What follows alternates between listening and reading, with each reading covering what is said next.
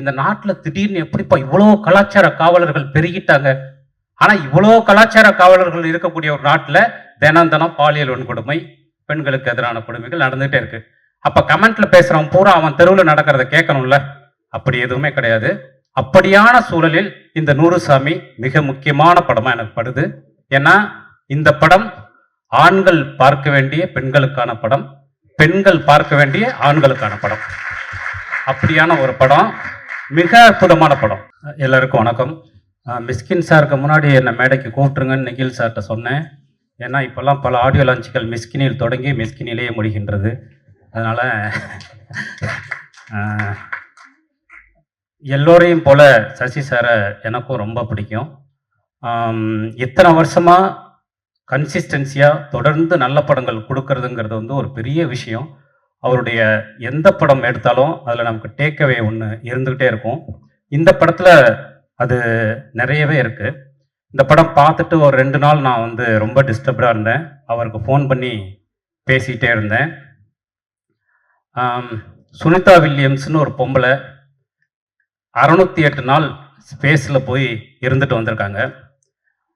இன்றைக்கும் பெண்களை பற்றின நம்முடைய பார்வை எப்படி இருக்குன்னு கேட்டால், ஒரு காலத்தில் நாடகமும் கூத்தும் இருக்கும்போது நடுவில் வந்து கட்டியக்காரன்னு ஒருத்தன் வருவான். அவன் அடிக்கிற ஜோக் எல்லாமே பெண்கள் குறித்த தான் இருக்கும். அதுக்கு தான் எல்லாரும் சிரிப்பாங்க. அதன் பிறகு பிரிண்ட் மீடியா வந்த பிறகு காசிப்பாக மாறினுச்சு. அதுலேருந்து இன்னும் கொஞ்சம் அதிகமானுச்சு. இப்போ சோஷியல் மீடியா வந்த பிறகு அது ரொம்ப அதிகமாகிடுச்சு. இது குறைஞ்சிக்கிட்டே தானே வரணும். இன்றைக்கி வந்து ரொம்ப அதிகமாகிடுச்சு. ஒரு கள்ளக்காதல் வீடியோ போட்டால் பின்னாடி கமெண்ட்டில் வந்து அந்த பொண்ணை பற்றி எல்லாரும் என்னவோ ஒன்று திட்டிக்கிட்டே இருக்கும். அவங்களுக்கு வந்து எனக்கு ரொம்ப ஆச்சரியமாக இருக்குது, இந்த நாட்டில் திடீர்னு எப்படிப்பா இவ்வளோ கலாச்சார காவலர்கள் பெருகிட்டாங்க. ஆனால் இவ்வளோ கலாச்சார காவலர்கள் இருக்கக்கூடிய ஒரு நாட்டில் தினம் தினம் பாலியல் வன்கொடுமை, பெண்களுக்கு எதிரான கொடுமைகள் நடந்துகிட்டே இருக்கு. அப்போ கமெண்ட்ல பேசுகிறவன் பூரா அவன் தெருவில் நடக்கிறத கேட்கணும்ல. அப்படி எதுவுமே கிடையாது. அப்படியான சூழலில் இந்த நூறுசாமி மிக முக்கியமான படமாக எனக்கு படுது. ஏன்னா இந்த படம் ஆண்கள் பார்க்க வேண்டிய பெண்களுக்கான படம், பெண்கள் பார்க்க வேண்டிய ஆண்களுக்கான படம். அப்படியான ஒரு படம், மிக அற்புதமான படம். ரொம்ப நாளைக்கு அப்புறம் இவ்வளோ கேரக்டர்ஸ், சில பேரால் மட்டும்தான் சினிமாவில் இதை செய்ய முடியும், சசி சாரால் மட்டும்தான் இதை செய்ய முடியும். அப்படியான கதாபாத்திரங்கள். சுவாசிகா பிரில்லியன்ட், ரொம்ப நல்லா சூப்பராக இருந்தது. விஜய் ஆண்டனி சார் நன்றியை தவிர ஒன்றும் சொல்ல முடியாது. ஏன்னா இந்த மாதிரி ஒரு படத்தை ப்ரொடியூஸ் பண்ணதுக்கு விஜய் ஆண்டனி சாரோட ஃபேஸ் நினச்சா நமக்கு ஒரு த்ரில்லர் கதை தான் ஞாபகம் வரும் எழுதுறதுக்கு. அப்படியான சூழலை இந்த படம் உடைச்சிருக்கு. ரொம்ப சூப்பர் சூப்பர். ஒரு ஃபேனுக்கிட்ட பேசிகிட்டே இருக்கிற ஒரு மனுஷி, தகப்பன்களாக மாறக்கூடிய மகன்கள், எங்கேயோ ஒரு நடைப்பயணத்தில் வந்து நம்பிக்கையை விதைக்கிற மோட்சம், தேசிய கொடியை தைக்கிறதுக்கு வந்து ஒரு பெண்ணுடைய வலியை பகிர்ந்து கொள்கிற ஆசிரியர், அன்பை தனது அன்றாட இயல்பாக்கி கொண்ட ஏழுமலை, இப்படி எத்தனை கதாபாத்திரங்கள். இதை வந்து உங்களால் மட்டும்தான் சொல்ல முடியும். இந்த படம் நான் அவர்கிட்ட சொன்னேன், பூ வந்து மிகச்சிறந்த படம், ஆனால் எதிர்பார்த்த மாதிரி அது தேட்ரிக்கலாக போகல. இந்த படம் மிகச்சிறந்த படம், தேட்ரிக்கலாக சூப்பராக போகும். பூ விட்டதை நூறுசாமிகள் பிடிக்கும். இந்த படத்தில் சம்பந்தப்பட்ட அத்தனை பேருக்கும் thank you. Love you sir, love you.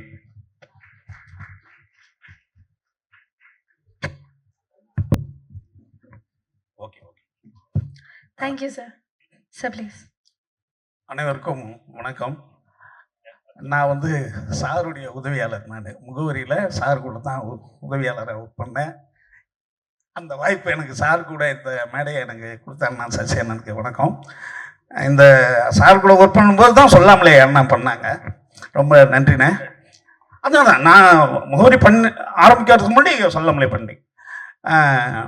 நூறுசாமிகள் இந்த படத்தை பற்றி எல்லாருமே ரொம்ப பிரமாதமாக சொல்லிட்டாங்க. ஏன்னா பிரமாதமான படம்.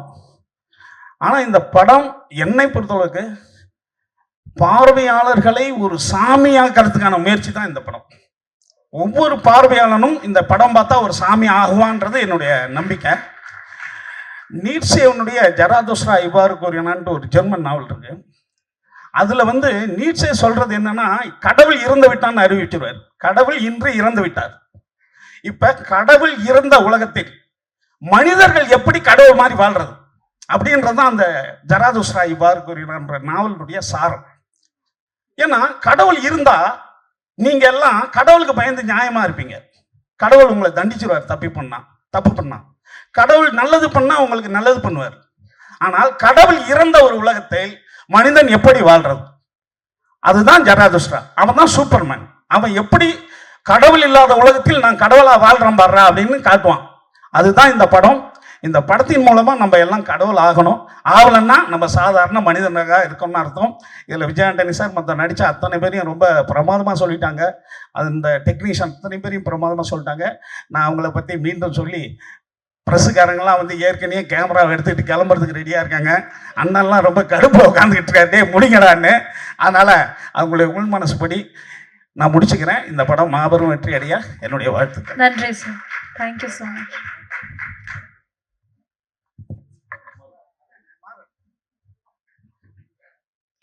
எல்லாருக்கும் வணக்கம். எல்லாருக்கும் சசார்கிட்ட இருந்து ஆரம்பிச்சாங்க. அதே மாதிரி சசாருக்கும் எனக்கு ஒரு சின்ன வரலாறு இருக்குது. இது அவருக்கே தெரியாது. 98ல் சொல்லாமலே ரிலீஸ் ஆச்சு. நான் 10th முடிச்சுட்டு பாலிடெக்னிக் படிச்சுட்டு இருந்தேன். ஃபர்ஸ்ட் இயரோ செகண்ட் இயரோ போயிட்டு இருக்கேன். அப்போ வந்து அசோக் நகரில் ஒரு ஸ்ட்ரீட் இருக்குது. அந்த ஸ்ட்ரீட்டில் எங்கள் அப்பா ஒரு சின்ன வெல்டிங் கடை வச்சுருந்தாரு.